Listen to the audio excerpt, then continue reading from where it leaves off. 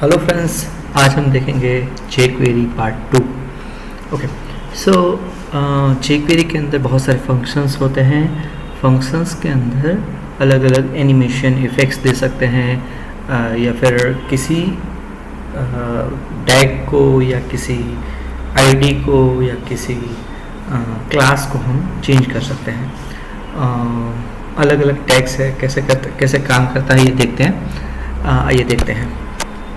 ये dot intro करके मैंने डॉलर करके मैंने डॉट इंट्रो लिखा है। डॉट इंट्रो का मतलब ये है कि जहाँ पर भी इंट्रो नाम का क्लास होगा, क्लास इक्वल टू इंट्रो लिखा होगा हमारे HTML कोड के अंदर, उसकी क्लिक इवेंट पर ये फंक्शन रन होगा।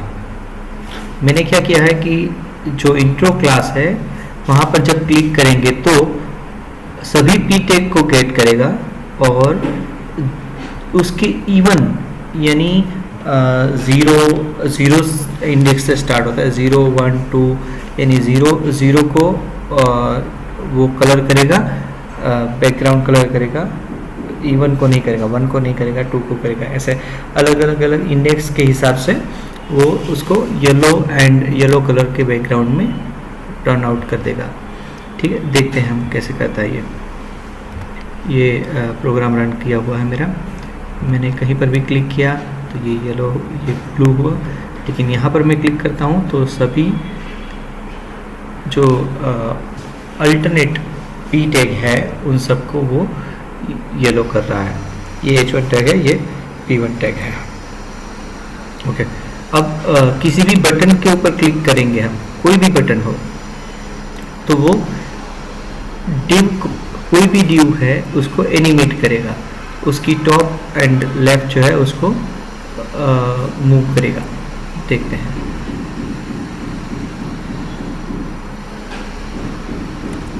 ओके, ये बटन पर मैंने क्लिक किया है। अब इस बटन की अलग अलग इवेंट्स हैं।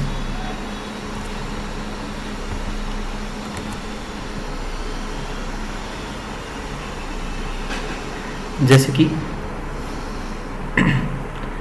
बटन डॉट एनिमेट करके है, तो जहाँ पर भी एनिमेट नेम का आईडी होगा वहाँ पर हम उस बटन पर क्लिक करेंगे तो ये सभी पांचों डिव अलग अलग टाइम जोन के ऊपर फेड इन होंगे। फेड इन मीन्स नहीं है और अपीयर होंगे, यानी जो अभी दिख नहीं रहे थे वो डिव अभी दिखने लगेंगे।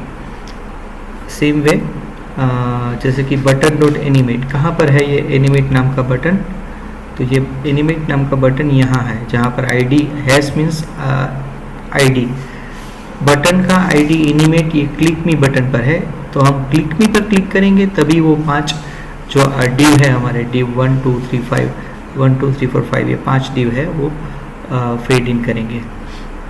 और उसकी स्पीड क्या होगी? तो वो डिले के हिसाब से उसकी स्पीड हम करेंगे। इसे चेनिंग बोलते हैं। जैसे कि ये डिले जो है, इस डिव के ऊपर ये डिले लगेगा और उस डिव के वो डिले के बाद ये फेड इन होगा। तो कितना डिले वेट करना है ये यहाँ पर लिखेंगे और उसके बाद कौन सी इफेक्ट ये यहाँ पर लिखेंगे। तो इसे चेनिंग बोलते हैं। ओके, हमने देखा चेनिंग कैसे काम करता है। यहाँ पर हमने क्लिक किया और ये पांचों एलिमेंट, ये क्लिक मी पर मैंने क्लिक किया और पांचों एलिमेंट आ रहे हैं, 1 2 3 4 5, पाँचों 5 डिव आ रहे हैं। अब मैं फाइंड आउट पर क्लिक करता हूँ तो सब पी टैग जो है वो चले जाएंगे। फेड इन पर क्लिक करता हूँ तो पी टैग आ जाएंगे। मैंने कहाँ पर ये कोड लिखा है? मैंने ये कोड लिखा है यहाँ पर, जागोरे का मतलब क्या है कि वो शो करेगा। तो जागोरे क्या है? वो हैश टैग है, यानी जिस भी जहाँ पर भी जागोरे लिखा होगा उस पर मैं क्लिक करूँगा तो वो बटन शो करेगा।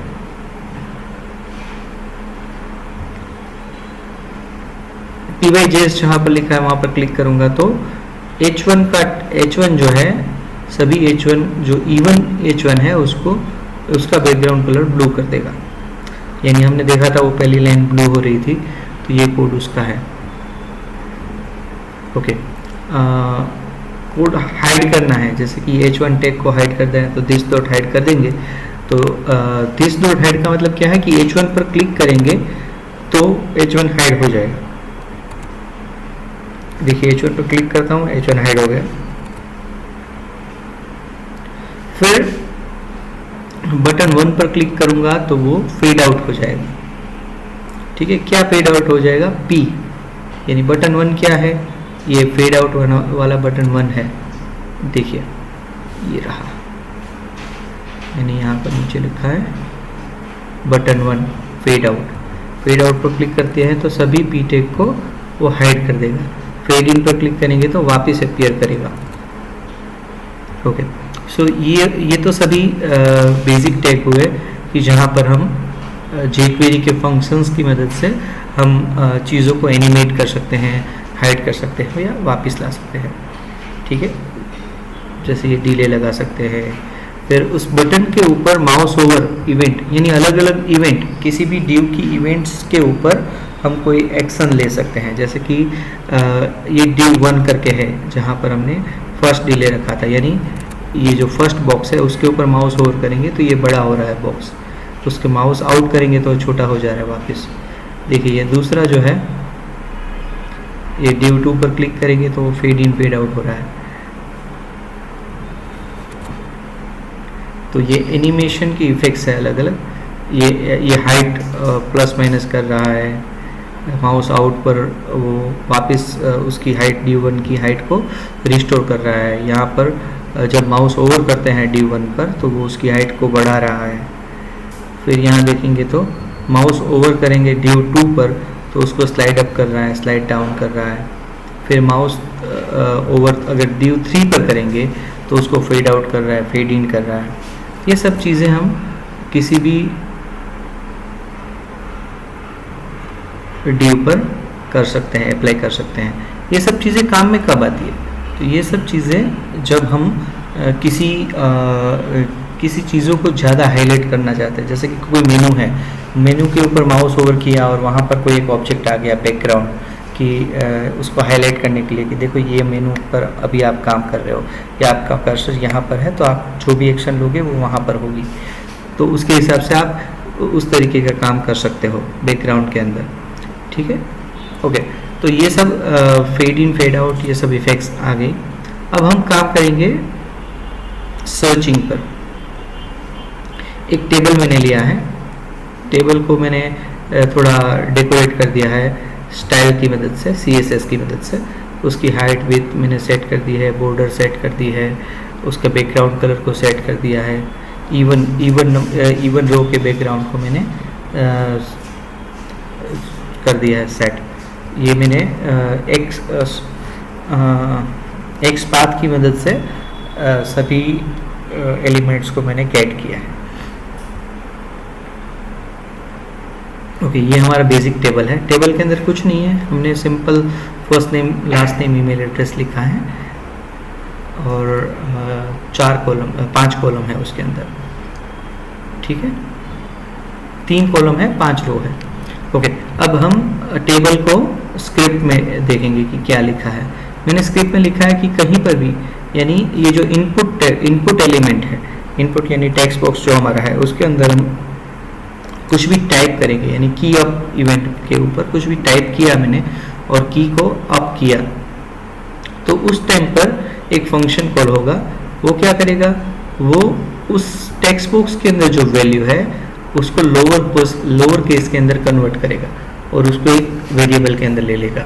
जैसे कि मैंने a टाइप किया तो a को एक वेरिएबल में ले लिया, वैल्यू नाम के वेरिएबल के अंदर। अब ये दूसरा लाइन जो है वो क्या कहता है कि माई टेबल की tr, यानी हमारा जो टेबल है, ठीक है, हैश यानी आईडी, टेबल का आईडी है, वहाँ पर जितने भी tr है यानी जितने भी tr टैग है उसके अंदर उसके ऊपर एक फिल्टर लगेगा। फिल्टर क्या करेगा, तो उस tr की जो टेक्स्ट है उसके अंदर जो भी टेक्स्ट वैल्यू लिखी है, कुछ भी टाइप किया हुआ है, उसके अंदर से ये वैल्यू को ढूंढेगा। अगर वो मिलती है वैल्यू तो उसको उस पर्टिकुलर टैग को वो हाइड कर देगा, -1 कर देगा।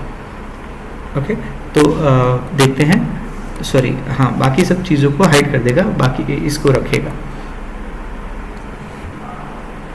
मैं यहाँ पर जे प्रेस कर रहा हूँ, जे, तो जे जहाँ पर है वो सभी यहाँ पर रहेंगे, UJULY। देखो फर्स्ट नेम जुलाई है तो वो एक ही टैग रहा। अब मैं वापस हाइड कर रहा हूँ, D कर रहा हूँ, O कर रहा हूँ, तो DOEDOOLY। ठीक है। अभी एग्जाम्पल EX, ये ईमेल के अंदर एग्जाम्पल लिखा है देखो, तो EX से आ गया। अब मैं X निकालता हूँ तो जहाँ सभी जगह पर E है तो E दिख रहा है। सेम वे अगर मैं Y लिखूँगा तो मेरी, जुलाई, डुले, ये सब वहाँ Y है वहाँ पर, इसलिए Y दिख रहा है। मैं अगर U लिखूँगा तो ये जुलाई में ही U है। तो हर एक सर्चिंग शॉर्टिंग के लिए भी आप jQuery का यूज़ कर सकते हैं। jQuery एकदम सिंपल कोड बना के आप जावास्क्रिप्ट का यूज़ कर सकते हैं। यानी जावास्क्रिप्ट को मिनिमम कोड के साथ अगर आपको अच्छी फिक्स देनी है तो आप jQuery का यूज़ कर सकते हो। ठीक है। I hope you enjoy this tutorial. Happy coding.